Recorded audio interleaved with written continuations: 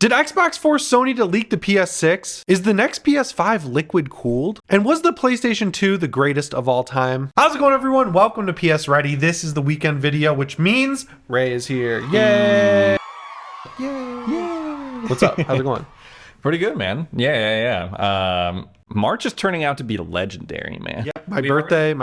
Your birthday. We had up a couple events. Puss in Boots is coming to streaming on Peacock March 10th. I finished the Millennium Falcon UCS set. I'm pretty proud of that. I beat the Destiny 2 Lightfall campaign last night. Solo legendary. First time I've ever beaten a legendary campaign in Destiny, and first time I did it solo.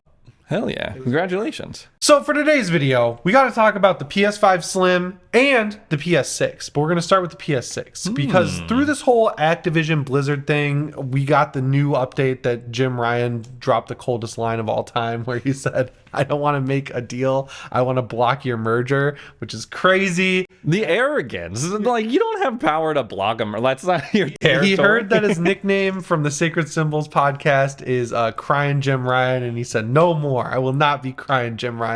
I will be Strong Jim Ryan. Out of pocket as hell. So that happened. But through the documents that have come out, basically Sony said, if this deal goes through when the next gen console comes out, Microsoft could block the game from coming to that console. And their deal, as we know, was set to end in 2027. So if you do the math, the next gen console will probably come out around 2027, which means PS6 coming out in just a few years.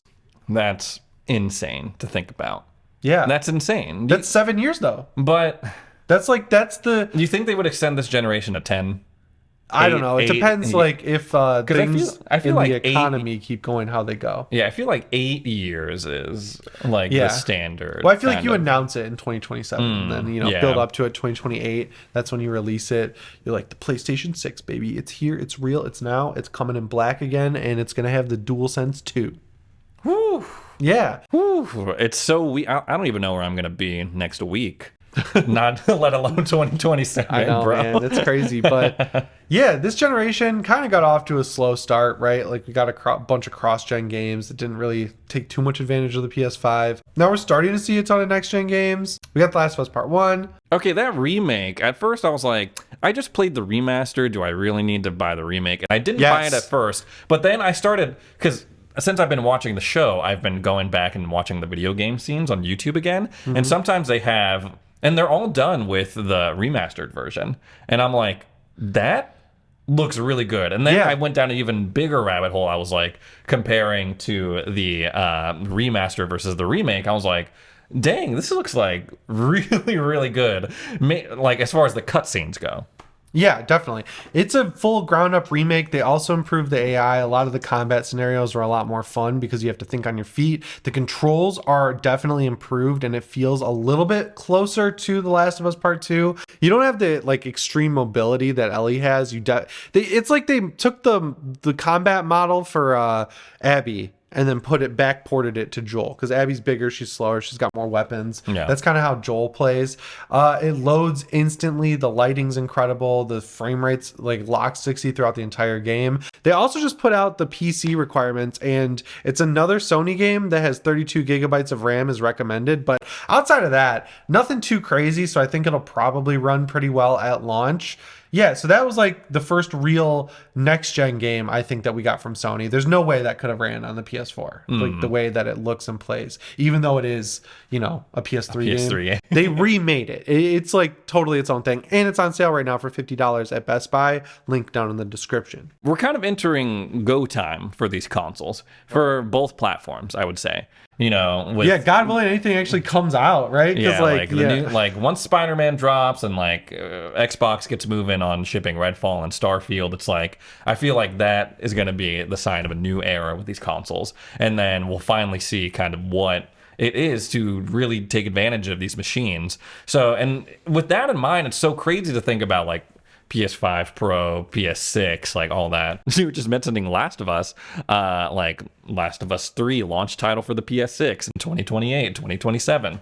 Yeah, Or is that too far maybe. away? I think that will be the swan song of the PS5, like how The Last of Us was for the PS3 and then The Last of Us 2 was for PS4. I feel like they build up to that being the last release of this generation and let it kind of ride things out. That multiplayer game allegedly is going to be announced at the Sony showcase in June. I'm excited for that because the way they've been talking about it, Colin from Sacred Symbols picked up on this. They said it's going to be like playing The Last of Us with a friend. So it seems like it's not going to be this crazy open world experience with like 18 players running around a big map. It looks like it's going to be a new Last of Us game that has co-op. It's like built around co-op. So like Dead Space 3 for lack of a better example. I don't know.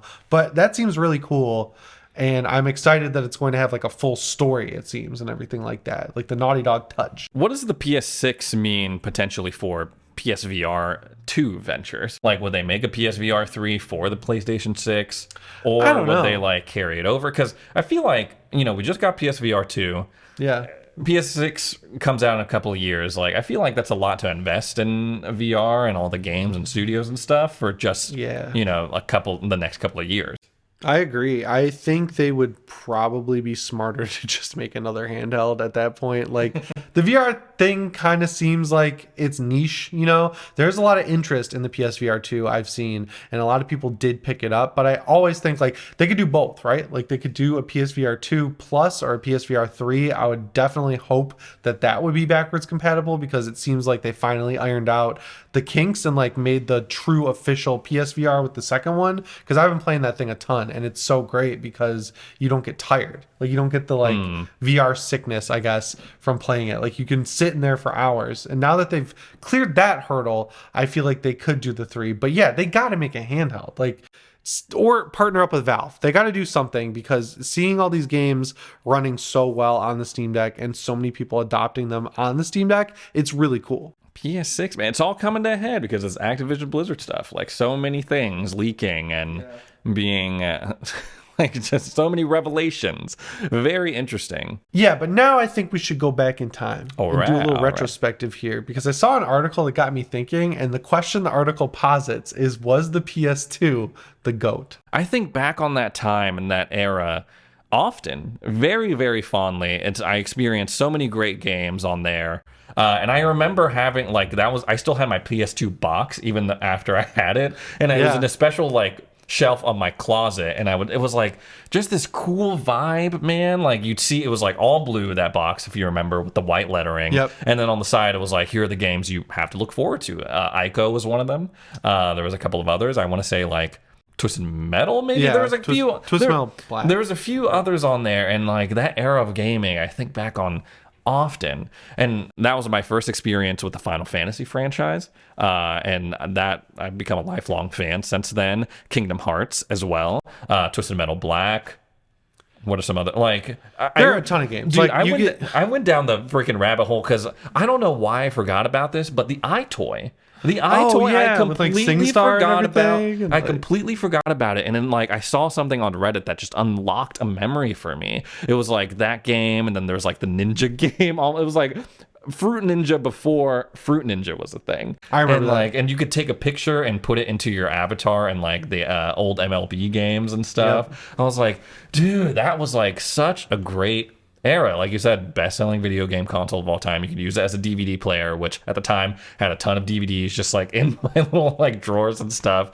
And gosh damn, I would take my memory cards and my disc over to my friend's house, put it into his PS2, and like I'd have my saved data there. Yeah, some of the best games that I played on there was definitely like Metal Gear Solid 2, Metal Gear Solid 3, which is like honestly, like you could make a great case for Metal Gear Solid 3 being the greatest game ever made. Like it's flawless. It's a perfect game top to bottom. It was cool getting those re-releases of games like later on. I think that Metal Gear Solid 2 was Subsistence, and then Metal Gear Solid 3 had its own like little subtitled version.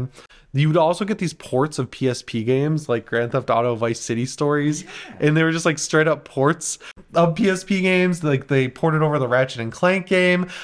Jak and Daxter, Jak 2 was where that game really came into its prime. I'm gonna throw in one. This is not like amongst the greats of Sony or like any gaming. The Lord of the Rings: Return of the King and the Two Towers before that, like that was like peak video game licensing movie thing, and like it was I God of War 2? God of War. How do we forget that? Yeah, so that kind of like set the stage. It's just like thinking of how many games that were like the game output back then. And sure, not all of them were like freaking, classics or whatever, but it was like so much content was out there and being put out on a daily basis. Like I remember playing through all the Simpsons games back then, like Hit and Run, the skateboarding one. I think the PS2, the library of games, obviously like the best ever, but like I got that console super late in the generation, so I kind of went back and played a bunch of games that were out and cheap for it. Like that's why I played Metal Gear Solid 2 and 3 and all that stuff. But the PS3, I think, is my peak for Sony. At the beginning,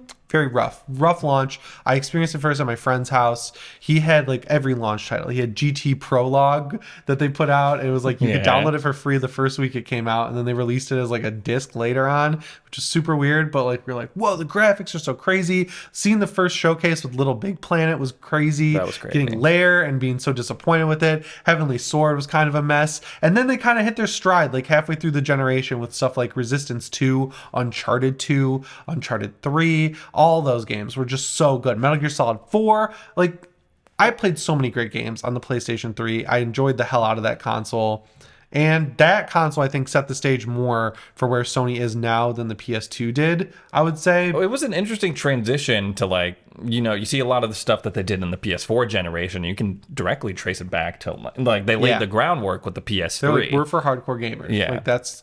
They tried to do we're going to make this thing a Linux computer and like it's going to have SD card slots and everything. But then they're like, wait, why are we doing this? This thing costs too much. They re-centered. Honestly, the freebies and stuff we got during the PS3 generation was awesome. Like they were going hard on like giving away. Like if you bought a game that was on Vita and PS3 and Sony made it, you got both copies for free. Like you got the extra copy for free, and that was permanent. Like you could buy the disc version of PlayStation All-Stars Battle Royale, underrated ass game, and it came with a digital download code for the game on Vita. And you could trade the disc in and still keep it on Vita, and it had cross save with like trophies and everything. So I would still say, you're making a good case. I would still put PS2 over the I PlayStation think like 3. I think most people would do that, but for me personally, it's the PS3. I think the PS3 is where it's at, and I think that's why people were so excited to see it get an update, because it gave them all nostalgic feelings last week. Speaking of PS5, there's a new rumor about this good old PS5 Slim, and it's one I've seen a couple times now, so I don't know if this is like proving it, but it seems kind of crazy to me. So what do you think about this PS5 Slim being announced and released in April, and it also having liquid cooling? I'm a hard no on the liquid cooling. Yeah. I'm a hard no on the liquid. So. Yeah, I know that's like all the rage right now. Well, sort of. Like I see a bunch of different rigs, and for a lot of these PC building guys, the liquid cooling, and the RGB, and like it's all, but like I just can't see them shipping it out to in a console, like condensing it down into a console version, shipping it, like that would be a nightmare in and of itself. Like having freaking water in your console with all these other very delicate parts. You do it's it in like a PC, what? Yeah, you're not trying to move that thing, right? No. Like that's a desktop PC that's staying in one place. I mean, like a LAN party, sure, but people don't do those anymore. And I'm not saying it's like, and the chassis is I don't think big. it's Like like you can an have it Elite, all but- sort of separate, and with this thing, like pack it in, do a slim model. there's no point in doing liquid cooling because the PS5 is already very well cooled with the liquid metal and then this giant fan that takes up like the top half of the console. Like that's the one thing Sony absolutely mastered this generation so far, was cooling. Like when the second version of the PS5 came out, me and Austin did our teardown and like blew up the internet with it. Digital Foundry talked about it, and they said it wasn't that they were making it worse, it was that they went overkill on the cooling with the heatsink and everything with the launch one, and they were just reducing cost to a degree that was totally safe because they went so far overboard with the cooling. So I don't think we're going to see it with liquid cooling. I also don't think we're going to see it in April. Sony likes to announce stuff like well in advance, at least a couple months, and we are in almost the middle of March already. We're in the first week of March. If this thing's coming out in April, that would give them a month and a half turnaround. And if that was the case, I don't think they'd even announce it. I think this thing would just show up in stores and be like the Redbox Switch, That's just like the Switch Gen 2, and it's not any different visually, but it has some different internals. Well, I mean, look how much time they gave with even just the accessories. Like, we knew about the DualSense. Yeah, find it very hard to believe that it would be coming out, and maybe not even an announcement. I don't think that. I think it'll come out, not come out. I think it'll be announced with this showcase that's being rumored. And yeah, we were talking in your video about Xbox's June showcase. They better bring it, because everything we've been hearing about this Sony showcase is that, I think the quote was, it's gonna blow our balls off. Like, that's what I keep seeing from, I guess, like Jeff Grubb. Like, this thing is going to be crazy. And so that tells. Well, is that like hype, or is that like, because I feel like I don't know. like, state of plays come and go and stuff. And yeah, state of plays are always bad. It's gonna be like blah, blah, blah, blah, and it turns out, and it's like, oh, PlayStation this was showcases, whatever. They have a 100% track record. That first one was like banger after banger. It was like Ratchet and Clank Rift Apart, Spider-Man Miles Morales, Resident Evil Village, all getting announced. Final Fantasy 16, Gran Turismo 7. Like, all of those got announced together. Then the second showcase they did was just Spider-Man 2. All these crazy games. Like, Wolverine. Showcase to Sony has a different vibe than State of Play. So like, I already had my hype set high, but this is where we're at a point. It's gonna blow our balls. Yeah, I'm like at a point where it's like, Sony has studios working on games that we have not heard about yet, and now is the time to start announcing them, because we need to know what we have to look forward to post Spider-Man 2. I mean, Wolverine supposedly is coming out in 2025, but they have a big gap there, even arguably in this year, between Final Fantasy 16 and Spider-Man 2. Like, and that's crazy that Suicide Squad just got delayed, because now that has to compete with Spider-Man 2. And whereas I think a new Arkham game had a shot of going toe-to-toe, head-to-head with Spider-Man 2, I don't think Suicide Squad has the potential as an IP.